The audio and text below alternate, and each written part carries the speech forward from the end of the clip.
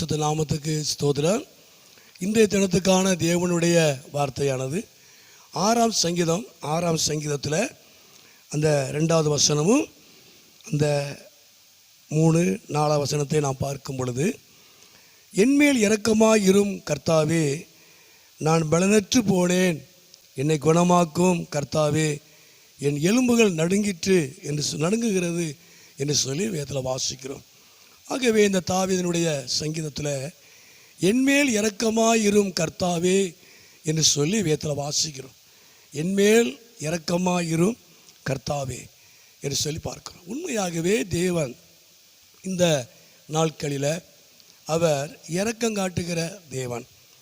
ஏன்னா அவர் நமக்கு இறங்குவதனால நம்மை ஆசீர்வதிக்கிறவர், தமது முகத்தை நம்மேல் பிரகாசிக்க பண்ணுகிற ஒரு தேவன். உண்மையாகவே ஆண்டவர் தாமே இரக்கம் காட்டுகிற ஒரு தேவன். ஆகவே தான் தாவீது சொல்லும் பொழுது என்மேல் இரக்கமாயிரும் கர்த்தாவே என்று சொல்கிறான். ஏன் இரக்கத்தை அவன் தேடுகிறான்னு சொன்னால், நான் பலனற்று போனேன் என்று சொல்கிறான். நான் பலனற்று போனேன், நான் முடியாதவனானேன், என்னால் எதையும் செய்ய முடியாதவனானேன், ஆகவே என்மேல் இரக்கமாயிரும் என்று சொல்கிறான். 2வது, என்னை குணமாக்கும் கர்த்தாவே என்று சொல்கிறான். ஆண்டவரே, நீர் என்னை குணமாக்க வேண்டும் என்று சொல்கிறான். உம்முடைய இரக்கத்தினால நீர் என்னை குணமாக்க வேண்டும் என்று சொல்லுகிறான். 3வது, என் எலும்புகள் எல்லாம் நடுங்குகிறது என்று சொல்லுகிறான். என் எலும்புகள் நடுங்குகிறது, என்னை பயமுறுத்துகிறது என்று சொல்லுகிறான். உண்மையாகவே இந்த நாட்களில் தேவனுடைய இரக்கமானது நம்மை குணமாக்கக்கூடியதாக இருக்கிறது, நம்மை பலப்படுத்தக்கூடியதாக இருக்கிறது. அது மாத்திரமல்ல, நம்முடைய எல்லா பயத்தையும் கலக்கத்தையும் அது மாற்றக்கூடியதாக இருக்கிறது. உண்மையாகவே தேவன் நாட்களில் நம்மை பலப்படுத்துகிறவர். அப்படி சொல்லும் பொழுது அப்படி தான் சொல்லுகிறான், நான் பலனற்று போனேன்னு சொல்லுகிறான். நான் ஒன்றும் முடியாதவனானேன்னு சொல்லுகிறான். நான் எதையும் செய்ய முடியாதவனானேன், நான் பலனற்று போனேன் என்று சொல்லுகிறான். என்னை குணமாக்கும் கர்த்தாவே என்று சொல்லுகிறான். என் எலும்புகளெல்லாம் நடுங்குகிறது, எனக்கு பயம் உண்டாகிறது, கலக்கம் உண்டாகிறது என்று சொல்லுகிறான். உண்மையாகவே இந்த நாட்களில் ஒரு மனிதனுடைய வாழ்க்கையில் தேவனுடைய இரக்கம் உண்டாகும் என்று சொன்னால், தேவன் இறங்குகிற தேவன், நம்மேல இரக்கம் உண்டாகும் என்று சொன்னால், பலனற்று இருக்கிற நம்முடைய வாழ்க்கையில் தேவன் பலப்படுத்துகிறவர். எதையும் செய்ய முடியாத இருக்கிற நிலைமையில் இருக்கிற தேவன் நம்மளை செயல்படுத்துகிறவர், நம்மை பயன்படுத்துகிறவர், நம்மளை பிரயோஜனப்படுத்துகிற ஒரு நல்ல தேவன். 2வதாக நம்மை குணமாக்குற ஒரு தேவன்.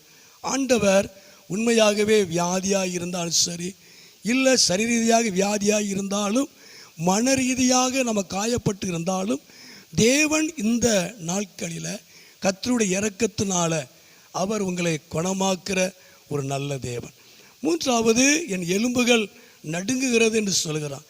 என்னை அறியாத ஒரு பயம் என்று சொல்லுகிறான், ஒரு கலக்கம் என்று சொல்லுகிறான். ஆகவே கர்த்தருடைய இரக்கமானது உங்களுடைய பயத்தையும் உங்களுடைய கலக்கத்தையும் எல்லா விதமான குழப்பங்களையும் அவர் மாற்றுவதற்கு அவர் போதுமான ஒரு நல்ல தேவன். ஆகவே இந்த நாட்களில் அவர் உங்கள் மேல் இரக்கம் காட்டுகிற ஒரு நல்ல தேவன். தேவரீர் எங்கள் மேல் இறங்கி எங்களை ஆசீர்வதித்து அன்று உம்முடைய முகத்தை எங்கள் மேல் பிரகாசிக்க பண்ணும் என்று சொல்லி வேதத்தில் வாசிக்கிறோம். கர்த்தர்தாமே இந்த நாட்களில் அவருடைய இரக்கத்தினால அவர் உங்களை ஆசீர்வதிப்பார், உங்களை பலப்படுத்துவார், உங்களை குணமாக்குவார். எல்லா பயத்தையும் எல்லா கலக்கத்தையும் குழப்பத்தையும் உங்களை விட்டு அகற்றுவதற்கு அவர் போதுமானவராக இருக்கிறார். தேவன் இரக்கம் உள்ளவர். கர்த்தருடைய இரக்கம் உங்கள் மேல் இருப்பதாக. ஜெபம் பண்ணுவோம். எங்களை அதிகமாக நேசிக்கிற நல்ல பிதாவே, அருமையான ஆண்டவரே, இந்த நேரத்துக்காக நன்றி செலுத்துகிறோம்.